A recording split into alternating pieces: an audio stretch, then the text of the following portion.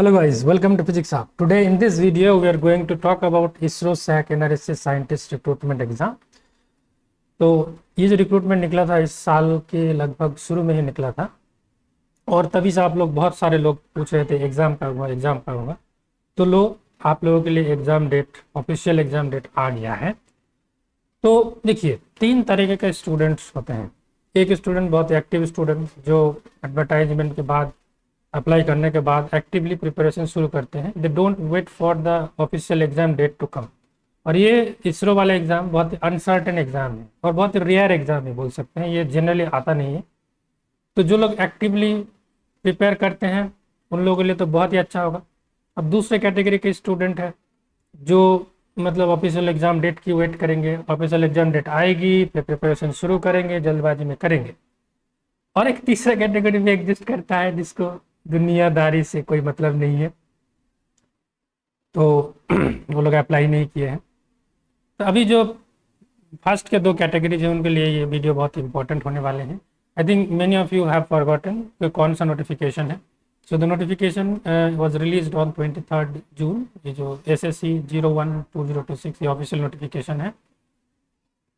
तो इसका exam date अभी निकल गया है, ऑफिशियल वेबसाइट पे भी अपलोड कर दिया गया है और इसके साथ साथ जो लोग अप्लाई किए उसके रजिस्टर्ड ईमेल और मोबाइल नंबर पे भी चीज़ों को इन्फॉर्मेशन को भेज देगा। उसके बारे में हम लोग बताएंगे और सभी चीज़ के बारे में आज बताएंगे। आज लास्ट 20 डेज में आपको क्या क्या स्ट्रैटेजी रखना है उसके बारे में भी बात करेंगे ताकि आप लोगों के लिए चीज़ें बहुत क्लियर हो जाए। एग्ज़ाम पैटर्न क्या होगा, एग्ज़ाम के ऑफिशियल सिलेबस क्या है, सब कुछ इस वीडियो में हम लोग बात करेंगे। तो सबसे पहले देखिए एग्ज़ाम का जो डेट है वो 30 जुलाई 2026 को डिसाइड किया गया है, थर्सडे पड़ रहा है। Further details regarding the conduct of CBT will be notified by to the candidates to registered mobile number and email ID.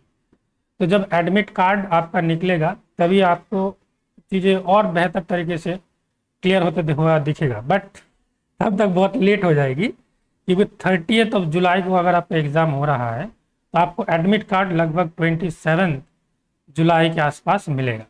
27 July is too late, but the good thing is आपको email के through अभी से आपका city intimated कर दिया गया है, city intimation आपको भेज दिया गया है, तो ताकि आप जो भी रिजर्वेशन वगैरह है टिकट रिजर्व कर सकते हैं 20 डेज विंडो में।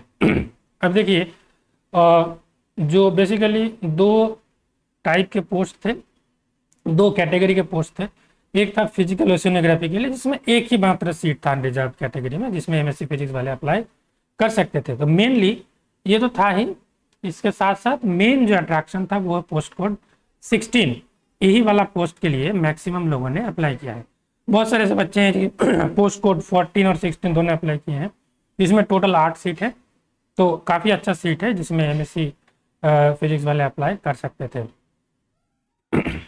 और डिटेल में जाने से पहले आप ये चीज़ भी देख लीजिए कि आपको अगर 14 मतलब ये वाला पोस्ट फिजिकल ओशियोनोग्राफी वाले में, तो आपका रोल क्या होगा। आपका रोल ये सब आप पढ़ सकते हो पॉज करके, डेवलपमेंट टेक्निक्स और satellite data assimilation and numerical solution model, ये सब बात की बात है। 16 में जो 8 पोस्ट है उसमें से कुछ पोस्ट SSC में है, कुछ पोस्ट NRSC में है। और आपका क्या क्या रोल होगा ये आपके अभी हाथ में नहीं है। जब आपका सिलेक्शन हो जाएगा then you might have some option to choose. For the time being let's focus on the written exam. तो कुछ इस प्रकार के मेल्स स्टूडेंट को भेजा गया है। मैं दो स्टूडेंट्स का मेल आप लोगों को दिखा रहा हूँ। देखिए एक तो यहाँ पे date of computer based test 30 जुलाई को दिया है, सिटी इनको बेंगलुरु दे दिया गया है, और शिफ्ट जो है फर्स्ट शिफ्ट मतलब मॉर्निंग में आपका इस स्टूडेंट का मॉर्निंग में एग्जाम होगा। शिफ्ट जो एग्जाम टाइमिंग हो 9 से 11:15 मतलब 2 आवर्स 15 मिनट ड्यूरेशन का एग्जाम होगा, है ना। इसके बारे में और बात करेंगे। और रिपोर्टिंग टाइम 7:30 to 8:30। अगर 8:30 के बाद आप जाते हैं तो आपका एंट्री अलाउ नहीं होगा। तो यहाँ पे शिफ्ट 1 में इस स्टूडेंट का एग्जाम होगा।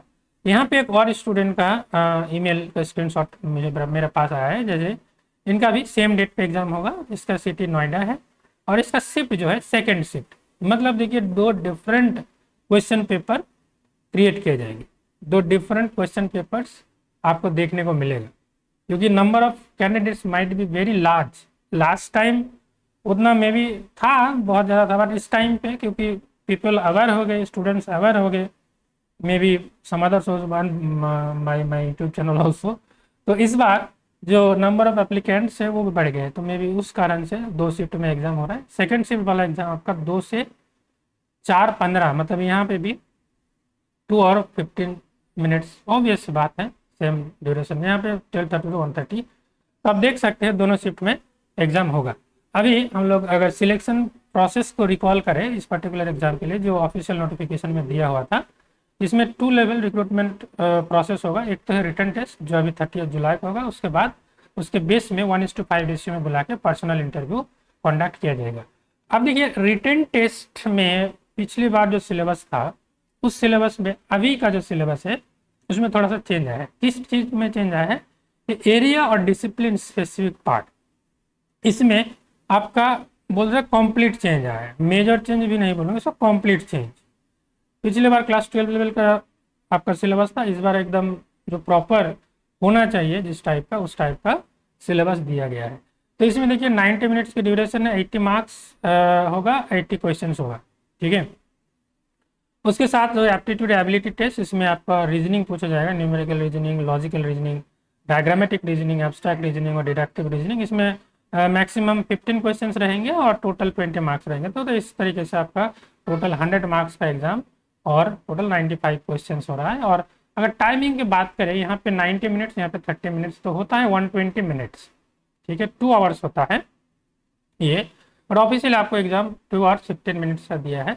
मे बी कुछ कारणवश इसमें आपको 15 मिनट्स ज़्यादा दे रहा होगा, ये तो इसका क्लैरिटी कहीं पे भी नहीं है, बट यही है ऑफिशियल नोटिफिकेशन में, क्योंकि एक बार आपका एग्जाम पैटर्न दे रखा है तो यही वाला प्रोसेस फॉलो होगा 80-15। तो इसी को आप ऑफिशियल मान के चलिए, क्योंकि this is given in the official notification.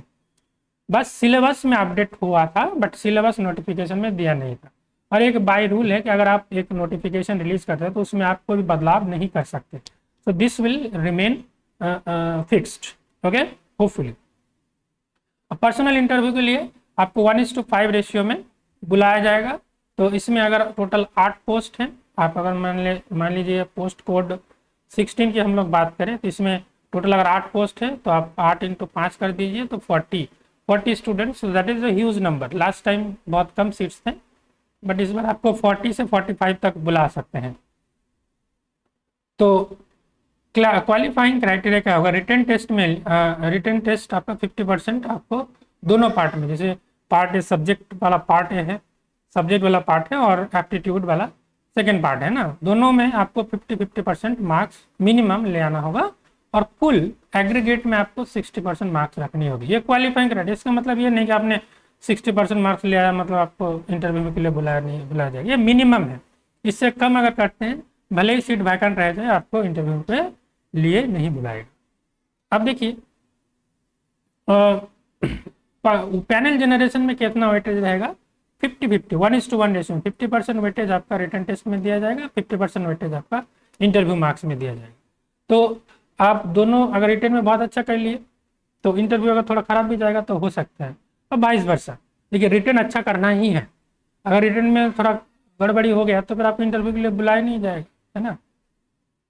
तो अगर इसमें इस पोस्ट में देखिए कुछ स्टूडेंट का ये भी डाउट है, इसको थोड़ा क्लियर कर देता हूँ कि मैं सर पीएचडी कर रहा हूँ, 1 साल 2 साल 3 साल हो रहा है, तो ये क्या अफेक्ट करेगा। तो the answer is it might affect, but उतना अफेक्ट नहीं करेगा, क्योंकि इसमें जो लोग भी लिखे इंटरव्यू में सिलेक्ट होंगे mostly they will be doing some PhD और एनीथिंग। तो आप अकेले नहीं हो, आप जैसा बहुत लोग होंगे, तो अगर वो आपके इंटरव्यू परफॉर्मेंस के ऊपर सोली डिपेंड करेगा, ना कि आप कहाँ पीएचडी कर रहे हैं क्या कर रहे हैं। ISRO is a big dream for everyone, so you will always have justification to work with ISRO, है ना। तो सिलेबस जो है पोस्ट कोड 16 के लिए हम लोगों ने ऑलरेडी बात किए थे, जिसमें आपका एटमॉस्फेरिक साइंस एंड ओशियोनोग्राफी का कुछ पार्ट है और फिजिक्स का कुछ पार्ट है। मोस्टली आपका एटमॉस्फेरिक साइंस एंड ओशियोनोग्राफी का पार्ट है, जैसे फिजिकल मेट्रोलॉजी में ये सब टॉपिक्स हैं।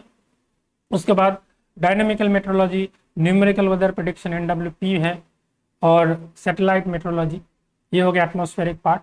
अब ओशियोनोग्राफी पार्ट में भी है, देखिए remote sensing atmospheric based physics and dynamics of climate change, ये तो एटमॉस्फेरिक वाला खत्म हो गया। उसके बाद आपका oceanography, physical oceanography, dynamical oceanography, ocean dynamics, air sea interaction. इसमें आप देखिएगा बहुत सारे ऐसे टॉपिक है जो ओवरलैप कर रहा है। ये इतने सारे टॉपिक लिखा है, they are not all distinct, there might be some portion, some fraction where you will see overlapping of topics. तो सेम टॉपिक हर जगह बहुत जगह है। जब मैं इस कंप्लीट स्टडी मटेरियल को प्रिपेयर कर रहा था तब मुझे रियलाइज हुआ कि ऐसे बहुत सा टॉपिक है जो ओवरलैप कर रहा है। Still we have kept it in different parts. अब फिजिक्स की बात करें तो इसमें मैथमेटिकल फिजिक्स है, कंप्लीट मैथमेटिकल फिजिक्स ही है, लगभग नेट के सिलेबस को ही फॉलो किया गया है। Classical mechanics, electromagnetic theory, thermal and statistical, anatomic molecular. इसमें देखिए आपका क्या क्या मिसिंग है। इसका मतलब इसमें मिसिंग है आपका क्वांटम मैकेनिक्स। इसमें देखिए मोस्ट इंपॉर्टेंट पार्ट जो क्वांटम मैकेनिक्स मिसिंग है। कौन कौन सा मिसिंग सब्जेक्ट्स है इन फिजिक्स, आप देख सकते हैं। मिसिंग सब्जेक्ट्स के लिस्ट में क्वांटम मैकेनिक्स है, इलेक्ट्रॉनिक्स नहीं है, इलेक्ट्रॉनिक्स एंड एक्सपेरिमेंटल मेथड्स नहीं है, कॉन्डेंस मैटर नहीं है, और बाकी न्यूक्लियर पार्टिकल नहीं है।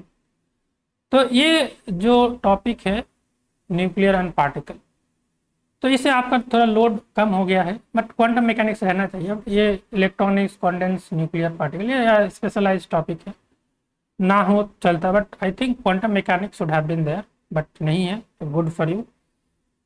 और फिजिकल ओशियोनोग्राफी में ये सब सिलेबस है, क्योंकि क्वांटम मैकेनिक्स से एटमॉस्फेरिक एंड ओशियोनोग्राफी में उतना यूज नहीं होता।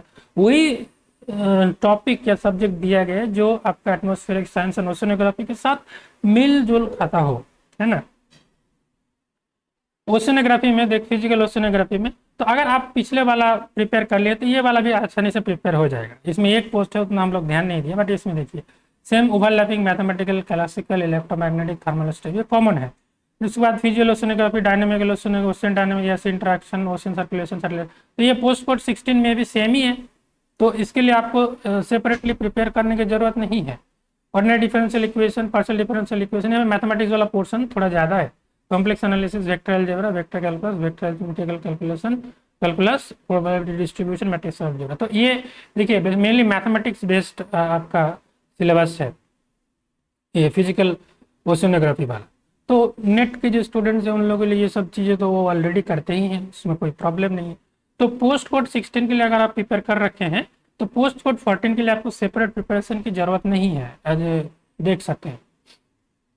अब पार्ट बी में 30 मिनट्स 20 मार्क्स, इसमें numerical, logical, diagrammatic, abstract and deductive reasonings रहेंगे।